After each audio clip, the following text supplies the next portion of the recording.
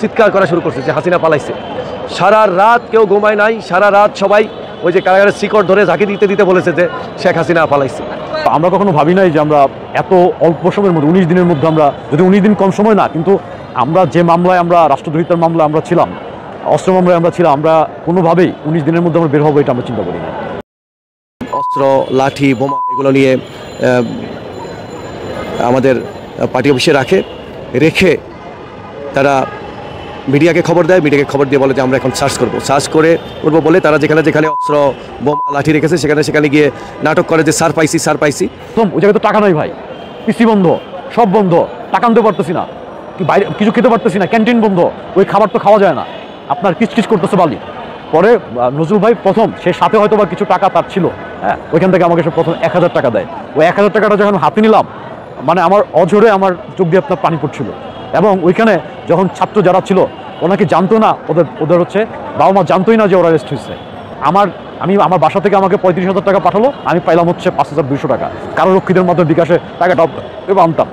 হ্যাঁ, ওইখান থেকে কি করতাম, ভাঙতি করে ওদেরকে যখনই যে 7 দিন 10 দিন পরে যখন আমাদের আধা ঘন্টার জন্য হাঁটতে দিত, ওদেরকে ওই ভাঙে ওদেরকে দিতাম। এত মানে নিষ্ঠুরতা আমাদের সাথে ছিল। 13 তারিখে আমাদের ফকিরাপুল, আমাদের যে কেন্দ্রীয় আপনার মিছিলটা ছিল, সেই মিছিল থেকে আমি অ্যারেস্ট হই। আমাকে প্রথমত হচ্ছে আমি তো বেসিক্যালি সাউন্ড, দুই পাশ থেকে সাউন্ড গ্রেনেড ওরা ছুটছিল।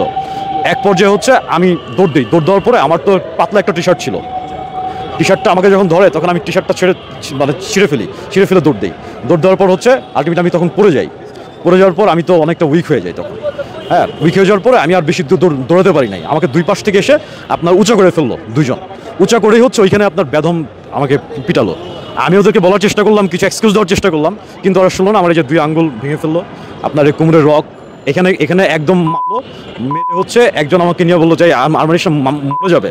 ভুটের শব্দ পেতাম, 10-12 জন যখন একসাথে আসতো আমরা সবাই কিন্তু হচ্ছে লাফ দিয়ে উঠতাম যে এখনই বুঝি আমাদের ব্রাশ ফায়ার করে মারবে, কারণ এত পরিমাণ আসামি প্রতিদিন আসতেছে, মানে এটা অবর্ণনীয়। বন্দি সুলভ আচরণ আমাদের সাথে করতো না, আমাদের সাথে খুবই খারাপ ব্যবহার করতো। তখন আমরা ভয় পেয়ে যেতাম, আমরা আতঙ্কিত হতাম, আমরা ভাবতাম হয়তো এই কারাগার থেকেই আমাদের লাশ বের হবে, এই কারাগার থেকেই হয়তো আমরা আর কখনো বেরোতে পারতাম না, এরকম একটা ভাব ছিল। নিয়ে সেল কোনো রকম পরিষ্কার পরিচ্ছন্ন নাই, নোংরা একটা জায়গা, ফ্লোরগুলোতে বড় বড় গর্ত, তারপরে বাথরুমে কোনো পানি নাই। আমরা পানি করে চিৎকার করতাম। তারপরে ওই যে বোতলে করে 2 বোতল পানি আমাদের দিয়ে যেত, বলতো এটা সারাদিন এটা দিয়ে খাবি, এটা গোসল করবি, এইটা প্রস্রাব পায়খানা করবি, এই 2 বোতল পানি দিয়ে আমাদের কলে কোনো পানি ছিল না। এবার যারা লড়াই সংগ্রাম করতে গিয়ে আহত হয়েছে, পুলিশের নির্যাতনের শিকার হয়েছে, এর আগে আপনি নোমানের কাছে শুনলেন সে যেভাবে আহত হয়েছিল, তার বেইনটা এমনভাবে থেতলে গিয়েছিল তা ওখান দিয়ে রক্ত চলাচল করতেছিল না। তার আর্তচিৎকার কারাগারের বাতাসকে প্রকম্পিত করেছে, কিন্তু এই জালিমের কোনো রকম দয়া করুণা হয় নাই।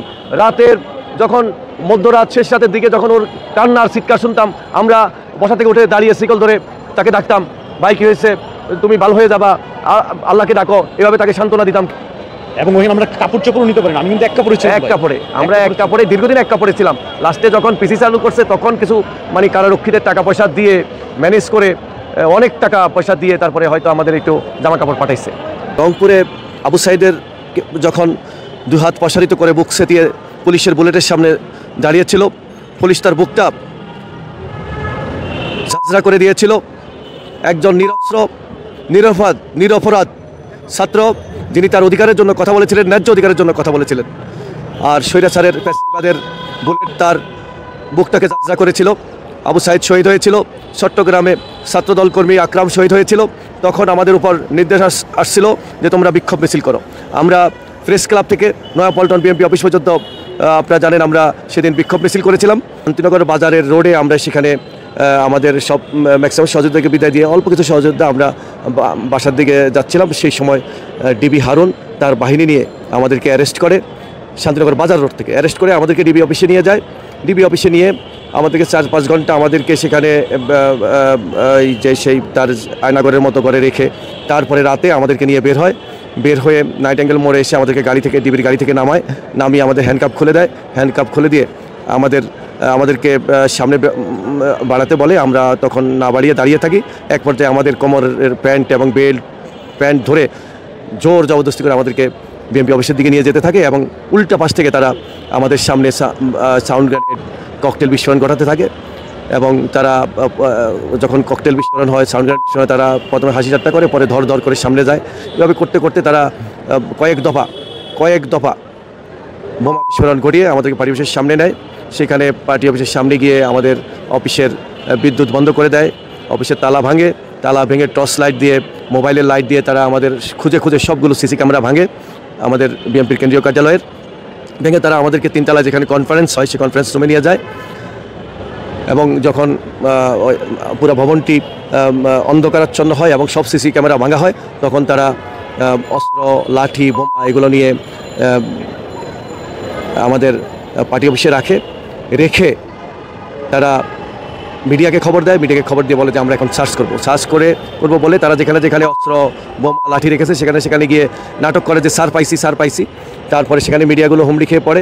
এভাবে তারা একটা নাটক মঞ্চস্থ করে এবং সেই অস্ত্র, গুলি, তারপরে বোমা এগুলো রিকভারি দিয়ে আমাদেরকে কারাগারে প্রেরণ করে।